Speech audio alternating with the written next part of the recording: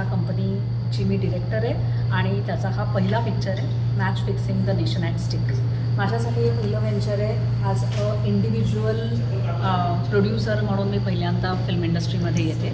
माझा आधीचं बॅकग्राऊंड म्हटलं तर गेले 20 वर्ष मी एंटरटेनमेंट फील्डमध्ये आहे. माझा पूर्ण संबंध थिएटर्सशी आहे. मी अनुपम खेर, हेमा मालिनी ह्यांचे सगळ्यांचे थिएट्रिकल परफॉर्मन्सेस मॅनेज करते, टेक्निकल फील्ड्स मॅनेज करते. नॅशनल स्कूल ऑफ ड्रामामध्ये ट्रेनिंग घेऊन मी नंतर बाहेर पडले. नेहरू सेंटरमध्ये मी 8 वर्ष कार्यरत होते. त्याच्यानंतर फिरोज अब्बास खान यांची नाटकं म्हणजे 5 स्टार थिएटरमध्ये, म्हणजे असं साध्या थिएटरमधनं एकदम 5 स्टार थिएटरमध्ये गेले. आणि salesman Ramlal, dinner with friends, तुम्हारी अमृता, त्याच्यानंतर लिलीट डुबेंची बरीच काही प्रोडक्शन्स असं करत जगभर फिरले. त्याच्यानंतर अनुपम खेरची प्रोडक्शन्स मॅनेज केली. हेमा मालिनींचे सगळे बॅलेजचं सगळं सायक्लोरामा व्हिज्युअल्स डिझाईन वगैरे करणं मी करते. आणि गेली 20 वर्ष मी थिएटर आणि इव्हेंट फील्डमध्ये आहे. त्याच्यानंतर आत्ता जेव्हा मी माझी private limited company as a startup form केली तेव्हा असं झालं की पहिल्यांदा आपल्या इकडच्या यंगस्टर्सना कामं मिळावी, यूथला कामं मिळावी. आणि एंटरटेनमेंट फील्डमध्ये काय आहे की अजिबात ट्रेनिंग नाही आहे, तर त्यांना ट्रेनिंग देता यावं म्हणून खरं तर स्टार्टअप कंपनी फॉर्म करण्यात आली. पण हे प्रोजेक्ट आमच्याकडे आलं आणि म्हणून आम्ही ह्या फिल्ममध्ये काम चालू केलं. काय नेमकं रिलीज डेट? फिल्मचं नाव आहे match fixing the nation at stake. Vineet Kumar Singh, Manoj Joshi, Raj Arjun, Anuja Sathe अशी खूप मोठी लिस्ट आहे आपल्याकडे ॲक्टर्सची. पण लीड रोलवरती आपण विनीत कुमार सिंगना बघतो आहे आणि मनोज जोशींनी मुशर्रफचा रोल केलेला आहे. फिल्मचा बेसिक विषय 2000मध्ये जे सगळे टेरर अटॅक्स होत होते आणि ज्याच्यासाठी त्याला हिंदू टेरर असं टर्म देण्यात येत होतं आणि जे चुकीचं होतं. पण हा हिंदू टेररची टर्मिनॉलॉजी कशी लोकांमध्ये टाकण्यात आली त्याच्यावरती ही फिल्म आहे. आपल्या फिल्मची सुरुवात कुठेतरी समझौता ब्लास्ट जो ट्रेनचा ब्लास्ट झाला त्याच्याने होते. त्याच्यानंतर असं करत करत मालेगाव ब्लास्ट एक मोठा पॉईंट होता आणि त्याच्यानंतर 26/11चा जो सगळी कॉन्स्पिरसी प्लॅन करण्यात आली ती कशी करण्यात आली असावी ह्याच्यावरती ती गोष्ट आहे. काय आव्हान करणार? कधी रिलीज आहे? 10 जानेवारी 2025ला रिलीज आहे. मला असं वाटतं की मॅक्झिमम सगळ्यांनी येऊन ही फिल्म बघावी.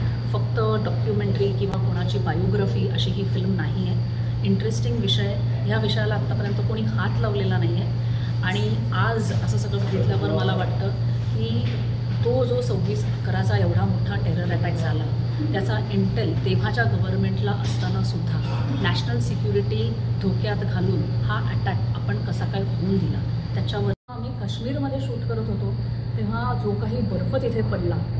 पण नंतर आमच्या लक्षात आलं की त्या बर्फाने, तुम्ही पिक्चर बघितलं तर कळेल की त्याला जे काही वातावरण निर्मिती झाली आणि त्याच्यामुळे ते सगळे सीन्स इतके सुंदर आलेत की कुठेतरी नेचरच आम्हाला ह्या सगळ्या गोष्टींसाठी ओके म्हणत होतं की काही ना काहीतरी होत होतं पण सगळं आमच्या बाजूनेच त्या सगळ्या गोष्टी पडत होत्या. त्याच्यानंतर सेन्सरसाठी तर मला खरंच लढावं लागलं. फार सोपं नव्हतं ह्या विषयाचा सेन्सर मिळणं. सेन्सर ऑफिसमध्ये गेल्यानंतर त्यांनी पिक्चर बघितला. 1 तास त्यांचं इंटरनल डिस्कशन चालू होतं आणि त्याच्यानंतर कारण त्याच्यामध्ये कापण्यासारखं सुद्धा काही नव्हतं, कापायला सुद्धा काही नव्हतं, पण विषय एवढा बोल्ड होता की हा समोर ठेवायचा कसा लोकांसमोर, कारण ह्याच्यामधनं नक्कीच काहीतरी होईल असं त्यांनाही वाटत होतं.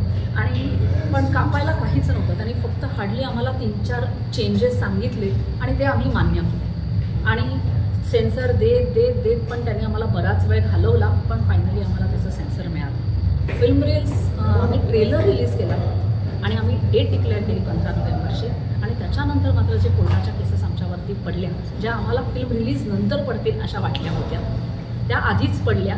त्यामुळे मला 15 नोव्हेंबरचा रिलीज थांबवावा लागला कारण माझ्याकडे बजेट त्या मनाने कमी होतं. एवढ्या मोठ्या बजेट मी कोणी धर्मा किंवा अशी मोठी प्रोडक्शन नाही आहे की माझ्याकडे खूप पैसे असतील. त्यामुळे मी सगळं प्रमोशन थांबवलं आणि पहिले कोर्टाच्या केसेसवरतीच कॉन्सन्ट्रेट केलं. सगळ्या कोर्ट केसेसचा निकाल आमच्या बाजूनी लागलेला आहे. आज असं वाटतं तो निकाल बाजूनी लागला आहे ते बरं झालं आहे. उद्या फिल्म रिलीज झाल्यानंतर कदाचित कोणी काही करेल तर आता कोणी काहीच करू नाही शकणार कारण तसे सगळे निकाल आता माझ्यापासून.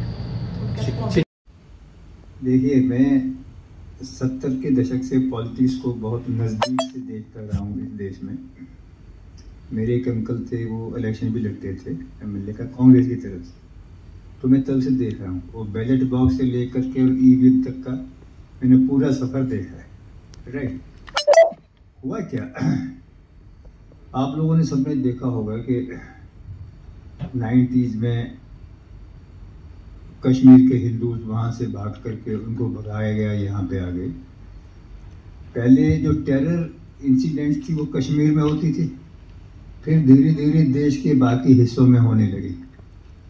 Delhi blast, Mumbai blast, Ajmer blast, उसके बाद गुजरात ब्लास्ट। मतलब अगर किसी महीने कोई ब्लास्ट नहीं होता था तो हमें थोड़ा अनकंफर्टेबल लगता था कि यार एक तो महीना ऐसे निकल गया, कोई पटाखा नहीं हुआ। और सारे ब्लास्ट में एक कम्युनिटी इन्वॉल्व थी, इस्लामिक यू कैन से। फिर उस पर एक और नैरेटिव बना के टेररिज्म का कोई धर्म नहीं होता, राइट। तब हुआ क्या, जब लोगों में थोड़ा बेचैनी हो गई देश में, तो कांग्रेस ने, और उस वक्त उनकी सरकार थी, उन्होंने सोचा ये थोड़ा हमारा गड़बड़ हो जाएगा, ये लोग हमसे अलग हो जाएंगे हिंदू, तो हमें एक पैरेलल नैरेटिव क्रिएट करना चाहिए। और उन्होंने एक फॉल्स नैरेटिव क्रिएट करा ये बताने के लिए कि सिर्फ इस्लामिक टेरर नहीं है देश में, हिंदू टेरर भी है। हिंदुस्तान में पहली दफा तो तब हमारे गृह मंत्री थे शिंदे, उन्होंने ये शब्द पहली दफा इस्तेमाल किया था पार्लियामेंट में, सैफरन टेरर। उन्होंने कहा आरएसएस ट्रेनिंग दे रही है और हिंदू टेररिस्ट हैं। बेसिकली वो किस लिए करा था, वो कोई, मैं ये नहीं कहूँगा कि कोई कांग्रेस एंटी नेशनल नहीं है, कोई नहीं है, पर वो वोट बैंक पॉलिटिक्स, वो ये चाहते थे, कोई एक्शन नहीं लेते थे टेरर के खिलाफ के हमारी जो परमानेंट वोट बैंक है वो नाराज हो जाएंगे, हमारी वोट कम हो जाए। जब 26/11 हुआ उसके बाद तीनों सर्विस चीफ डॉक्टर मनमोहन से मिले थे, तीनों service chief, army, navy, air force, और उन्होंने कहा था सर हम बिल्कुल तैयार हैं, पाकिस्तान को सजा मिलनी चाहिए, नहीं तो इसका तो कोई अंत ही नहीं है। डॉक्टर मनमोहन ने मना कर दिया, उन्होंने कहा नहीं, हम पाकिस्तान पे हमला नहीं करेंगे। तो उसमें हुआ क्या, उसे तो पूरे वर्ल्ड में ये एक किस्म से एक नैरेटिव हो गया कि इंडिया एक सॉफ्ट स्टेट है, हम रिटेलिएट नहीं करते हैं किसी भी चीज़ के लिए। अच्छा, उसमें ये जो टेरर एलिमेंट्स थे और बोल्ड हो गए, उन्होंने कहा कुछ करना तो उनको है नहीं। उसके बाद ब्लास्ट के ऊपर ब्लास्ट होते रहे। तो जब मैंने ये सब देखा और मैंने सोचा कि लोगों को पता, सच्चाई पता होनी चाहिए। मैं तकरीबन 30 साल इंटेलिजेंस में रहा हूँ, मुझे बहुत सारी चीज़ें पता हैं जो आम पब्लिक डोमेन में नहीं है। मैंने सोचा नहीं, पब्लिक को सच्चाई तो पता होनी चाहिए। तब मैंने ये बुक लिखी थी। टाइम भी था, लॉकडाउन था, कोविड-19 शुरू था, तो थोड़ा टाइम भी था ज़्यादा, तो मैं लिख पाया।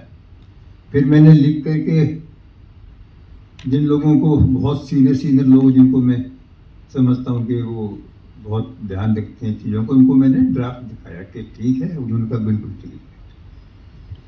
ये मैंने लिखा है फिक्शनल अकाउंट, क्योंकि अगर उसको लिख दो कि फिक्शनल अकाउंट नहीं है तो बहुत लीगल हैसल्स हो जाते हैं ना, कोई कोर्ट में चला जाएगा। मैंने अपनी बुक में तो नाम दिए हैं बिल्कुल हैं, पर मैंने कहा एक फिक्शनल अकाउंट है, क्योंकि कुछ चीज़ें हैं जो फिक्शनलाइज्ड हैं, पर ज़्यादातर चीज़ें अगर आप गूगल करोगे तो आपको मिल भी जाएंगी, सारे पब्लिक डोमेन में है। जैसे मैं आपको एक उदाहरण देता हूँ, जब 26/11 हुआ तो जो 10 टेररिस्ट थे उनके नाम से ही, उनके पते से ही, आपको ये पता होना चाहिए, उनके सबके पास फेक आइडेंटिटी कार्ड थे हिंदू के नाम से, और सबके हाथ में कलेवा थे जो हम लोग बांधते हैं हिंदू लोग।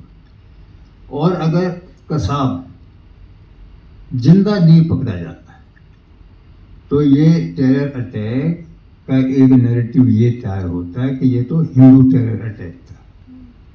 क्योंकि उससे अगले दिन 27 तारीख को पाकिस्तान के टीवी चैनल पे, न्यूज चैनल पे, एक नई दुनिया है उनका टीवी चैनल, उस पर उन्होंने डिक्लेयर कर दिया था, जब अटैक चल ही रहा था, उन्होंने कहा यहाँ पे ताज में अटैक हो रहा है और ये हिंदू टेरर एलिमेंट्स हैं जो ये अटैक एग्जीक्यूट कर रहे हैं। वो साथ पकड़ा गया तो सारी सच्चाई सामने आ गई। उसके बाद भी अगर आप लोगों को याद हो, एक बुक लिखी गई थी 26/11 RSS की साजिश, और उसका लॉन्च दिग्विजय सिंह ने करा था, शायद मुंबई जाकर के। तो ये सारा देश में एक नैरेटिव तैयार हो रहा था, तो इसलिए मैंने सोचा कि नहीं, इसका थोड़ा काउंटर होना चाहिए, लोगों को सच्चाई पता लगनी चाहिए।